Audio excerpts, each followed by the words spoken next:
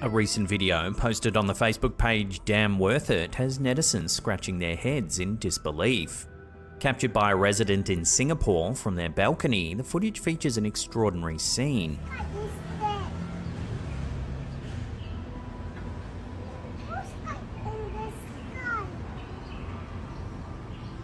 A bird seemingly frozen in mid-flight.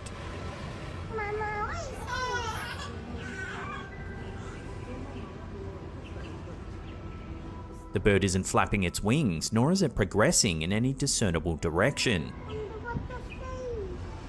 Many viewers have jumped to cite this as evidence of a glitch in the Matrix, referencing the popular theory that suggests we might be living in a simulated reality. The idea, popularized by science fiction and endorsed by some prominent figures in the tech world, posits that anomalies or unexplained phenomena could be errors in the simulation. They theorize that the bird could be leveraging an updraft, hovering in the air as it searches for prey.